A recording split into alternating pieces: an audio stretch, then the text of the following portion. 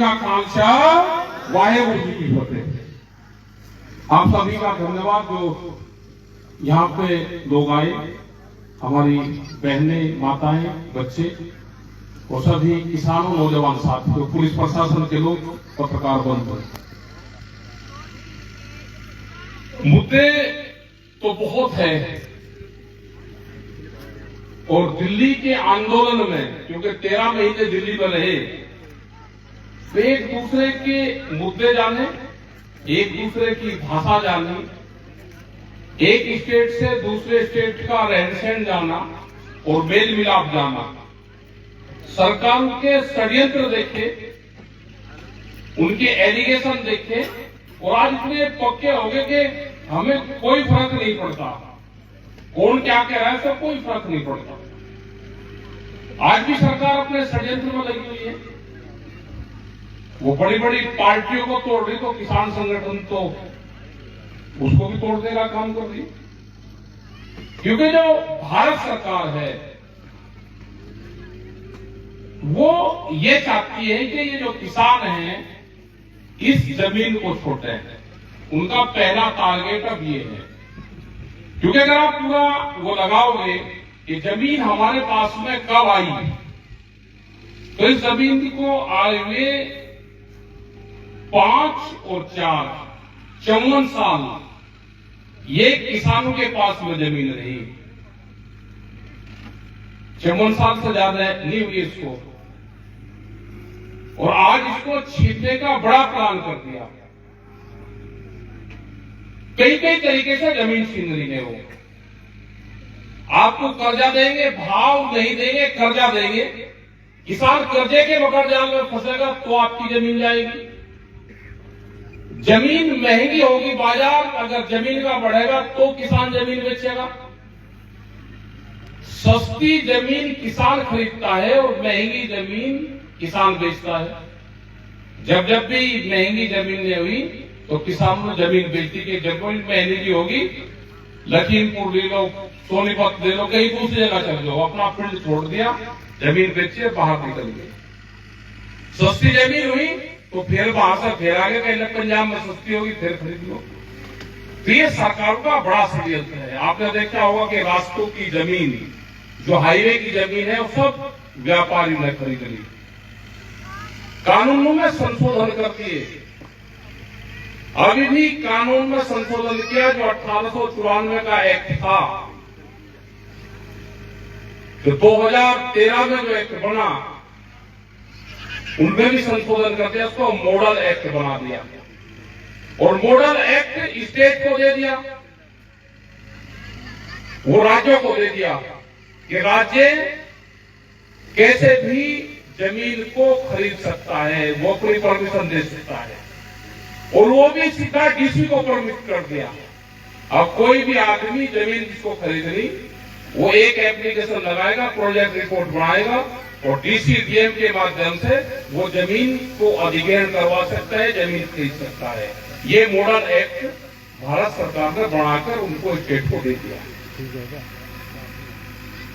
पहले एक जमीन में एक क्लोज था, ये जमीन पे जिसका कब्जा, जमीन उसकी, वो क्लोज इन्होंने हटा दिया।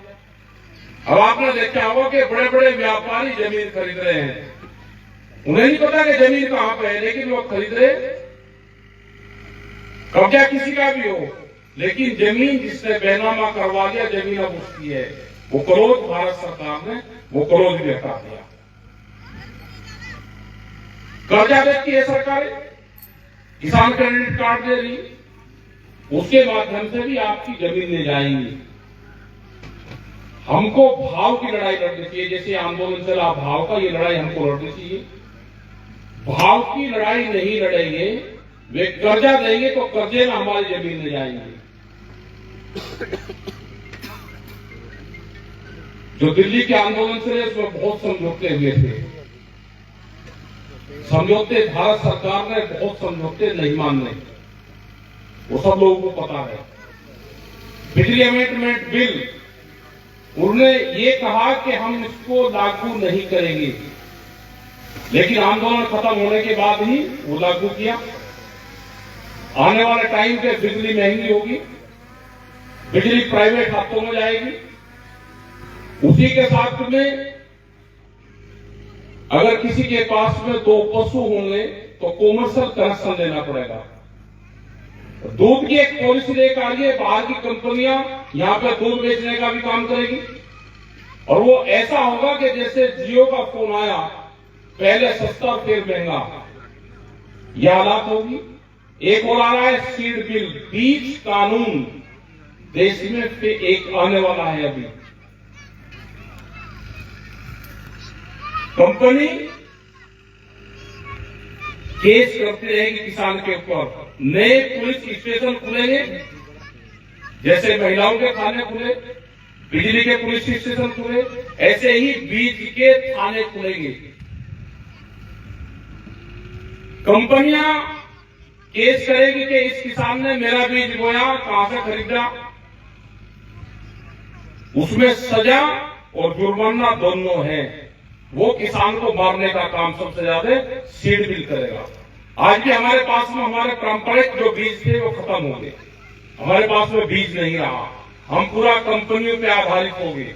और कंपनी चाहती है कि हम बीज का व्यापार पूरी दुनिया में बीज का व्यापार करें। हमने जो अपने लोकल सीड थे वो सब खत्म कर दिया हमने। अभी देखा होगा 3 दिन पहले जीएम सीड जो सरसों पे आया है, उसकी टाल देने की बात उन्होंने की, वो यहां पर आ गया है। हमने उसका पूरा विरोध करा है। भारतीय किसान यूनियन, किसान संगठन उसका विरोध करते हैं। अब ये वेजिटेबल्स में भी आएगा और ये खाने के अनाज में धीरे धीरे उसको लेकर आ रहे हैं। तो ये बहुत सी पॉलिसी सरकार लेकर आना चाहती है। उनका मकसद ये है कि चाइना की तरह एक देश ऐसा हो कि जिसकी जनसंख्या ज्यादा हो, यहां पे बड़ी बड़ी कंपनियां लगेगी, खास करके यूएसए जो यूरोपियन कंट्री है, वे यहां पे इंडस्ट्रीज लगावे। उसके लिए सस्ती लेबर हिंदुस्तान में अवेलेबल हो, और सस्ती लेबर जब मिलेगी जब किसान एग्रीकल्चर को, गांव को छोड़ेगा। ये एक बड़ा प्लान उनका है। आने वाले टाइम पे उनको सस्ती लेबर यहां पर चाहिए और मार्केट, क्योंकि फूड की जरूरत पड़ेगी, भोजन की जरूरत पड़ेगी, तो भोजन बाहर से आएगा अनाज। यहाँ पे इस तरह का काम कर देंगे कि यहाँ पे खेती ना हो। वो आने वाले 30, 40 और 50 साल बाद की जो पॉलिसी है वो बेहद खतरनाक पॉलिसी है। यहाँ पे वे चाहते हैं कि यहाँ पे 1 भी किलो अनाज पैदा हिंदुस्तान में ना हो, बाहर के मुल्कों में अनाज पैदा हो, वहां से अनाज भी आए, लेबर यहाँ की रहेगी और मार्केटिंग यहाँ पे रहेगी। ये एक बड़ा प्लान और बड़ी साजिश है। हमको सचेत रहने की जरूरत है। हमको अपना जो आंदोलन है, जो अपना संगठन है, उसको मजबूत करने की जरूरत है। हताश होने की जरूरत नहीं है। आज भी बहुत लोग पत्रकार जी यहाँ पे जनसंख्या कम रहेगी, भीड़ कम रहेगी, ये तो बहुत भीड़ है। सिसोली जहां से आंदोलन शुरू हुआ 1987 में, वहां पे जब 17 तारीख की मीटिंग होती थी तो वहां पे एक दिन हुआ आया था, क्योंकि जब कहावत बनती है तो अभी बढ़नी जरूरी, इतिहास उसी से लिखा जाता है। वहां पे एक आदमी था अकेला, आसाराम, मेजर आसाराम, जो वहां के गांव के अध्यक्ष थे। वो अकेले, जहां पे किसान भवन है आज, वहां पे आए, अकेला कपड़ा बिछाया 1 बजे के आसपास, और 4 बजे वहां से वो उसको अकेले ही लपेट कर ले गए। तो इस संगठन में ऐसा भी एक दिन था कि जिसमें अकेला ही आदमी गांव का अध्यक्ष आया था। और फिर उसी सिसोली की जमीन पे 88 में करीब 50 लाख लोग इकट्ठा हुए थे। वहां के वीर बहादुर मुख्यमंत्री थे, वो उस मीटिंग में आए थे। और जब वहां से लोग अपने घरों को वापसी गए तो उसको जाने में 23 घंटे लगे थे। उनको वापसी जाने में इतनी भीड़ वहां पर थी, वो करीब 10 किलोमीटर तक वो भीड़ थी।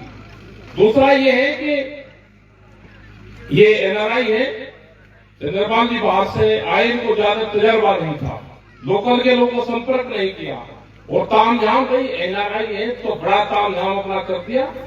इतने बड़े तामझाम से तो हमारे बड़े लोगों का तो इलाज हो जाएगा, किसानों का तो। हमारा जो संगठन है ये नहीं चाहिए उसमें।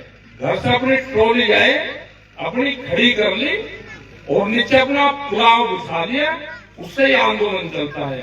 अगर इतना बड़ा तामझाम हम पिछले 35 साल से करते तो हमारा तो इलाज हो गया फसलों का।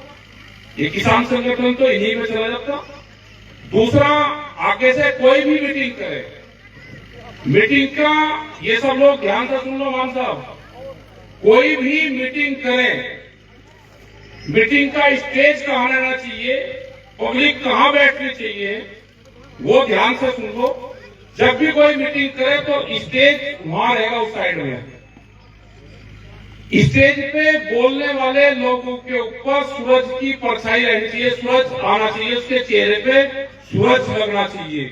और जो पब्लिक बैठे, पब्लिक की पीठ के ऊपर सूरज लगना चाहिए, तो आपकी भीड़ कहीं नहीं जाएगी।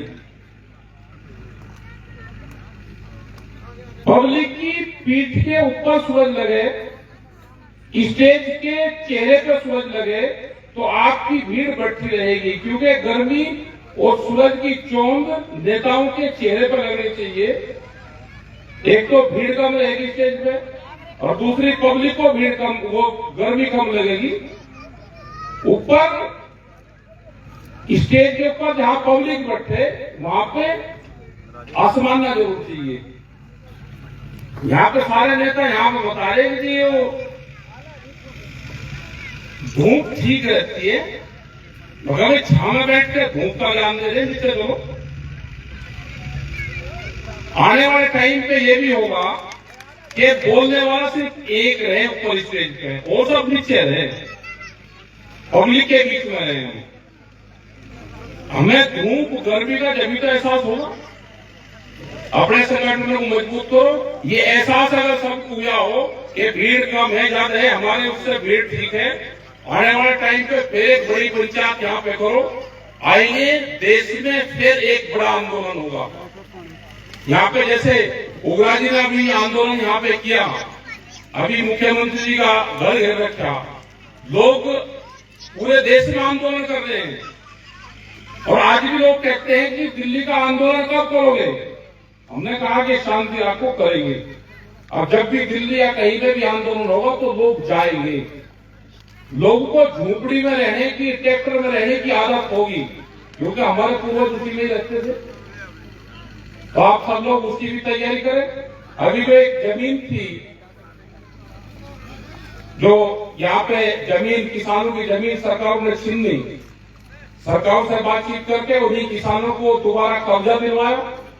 हम उग्रा साहब का, उन संगठनों का, सब संगठनों का जो संयुक्त मोर्चे में शामिल हैं, उनका धन्यवाद करते हैं कि किसानों के लिए जो आप लड़ाई लड़ रहे हैं। और खास करके पंजाब के लोग लड़ाई लड़ने में बहुत माहिर हैं, लड़ाई इसी तरह से लड़ते रहे। आज भी हरियाणा, पंजाब, उत्तर प्रदेश और राजस्थान, इन सब स्टेट की जिम्मेदारी ये बनती है कि कोई भी फैसला हो वो बगैर आपके दिल्ली की संसद जो है, दिल्ली की जो सरकार है, वो फैसला मानने वाली नहीं है।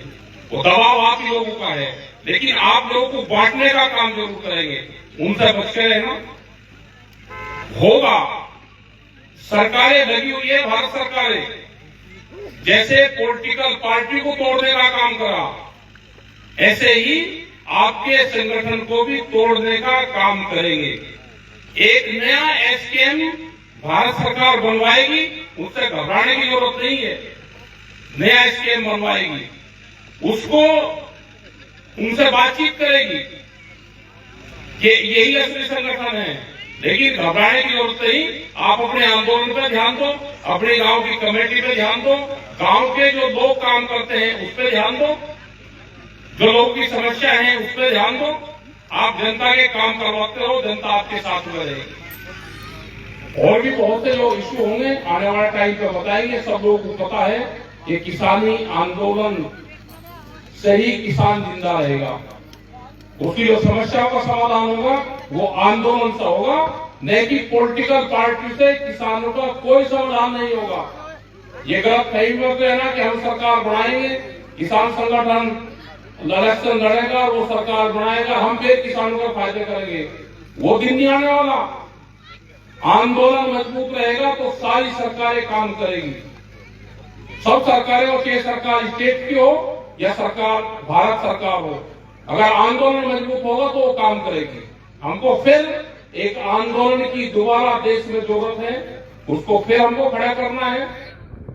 पूरे देश में संयुक्त किसान मोर्चे के लोग जा रहे हैं, मीटिंगें चल रही हैं, वो चाहे झारखंड हो, छत्तीसगढ़ हो, कर्नाटक, तमिलनाडु, कहीं पे भी हो, जो भी संयुक्त मोर्चे की कोर होती थी तो वे वहां पे काम करते थे। लोग ट्रैक्टर लेकर निकलते थे।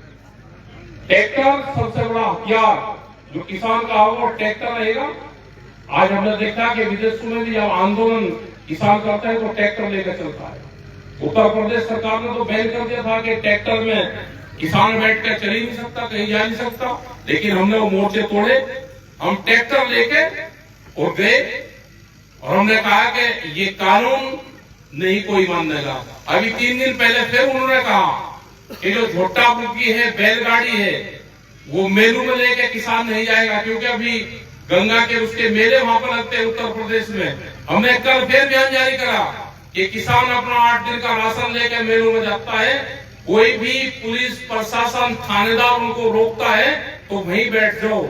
ट्रेनिंग आंदोलन से, दिल्ली के आंदोलन से बहुत ट्रेनिंग किसानों को होगी है और वो सरकार ने कल शाम को ही वो कानून भी अपना वापसी दिया। ये प्लानिंग के तहत करते हैं कि किसान का ट्रैक्टर रोको, 10 साल पुराना ट्रैक्टर नहीं चलेगा, जनरेटर नहीं चलेगा, इंजन नहीं चलेगा, इनकी गाड़ियां नहीं चलेगी, बैलगाड़ी को रोको, सड़क पर नहीं चलेगी। तो ये सारी चीजें वे काम करते हैं। हमको उनका पूरा जवाब देना है। इकट्ठे हो जाओ। पुरानी जलाने का मामला है, ये यहां नहीं है, ये पूरे देश भर में है, लेकिन पुरानी तो जलेगी, या सरकार उसको लेकर चली जाए, अपने पास में रखे, लेकिन तो जलेगी पुरानी तो। हमने सरकार को लिखा कि जो धान है, जो चावल है, ये बगैर पुरानी के कैसे पैदा होगा, वो टेक्नोलॉजी बता दो भाई, वो टेक्नोलॉजी बता दो। वो साइंटिस्ट आपके पास में है। चावल कैसे पैदा होगा बगैर पुरानी के? लेकिन कोई जवाब नहीं है। ये एक जमीन छीनने का प्लान है। तो आप अपना काम करें।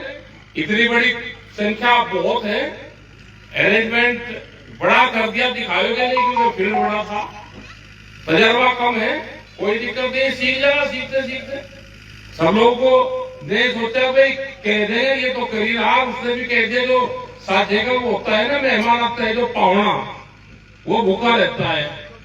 तो ये भाई साथ जगह मामला ऐसा ही रहता है। ये एनआरआई की है, इनका भी बड़ा योगदान इनका रहा आंदोलन में, और खास करके एनआरआई और जो बापे थे हमारे भंडारा चलाने वाले, जो लंगर भंडारा चलाते थे, उनका बड़ा योगदान, गुरुद्वारों का बड़ा योगदान, और पंजाब का बड़ा योगदान रहा। आप सबका धन्यवाद। जय हिंद, जय भारत। वाहे गुरु जी का खालसा, वाहे गुरु जी की फतेह।